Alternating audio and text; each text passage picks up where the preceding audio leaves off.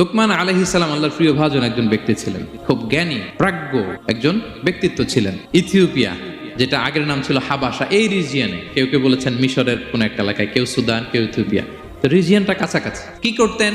বেশিরভাগ তাফসিরে এসেছে তিনি মেষ পালক ছিলেন, ছাগল চড়াতেন, এবং তিনি দাস ছিলেন। মুক্ত জীবন তার ছিল না। তিনি একজন মনিবের আন্ডারে তার ছাগলগুলো মরুভূমিতে যেয়ে চড়াতেন।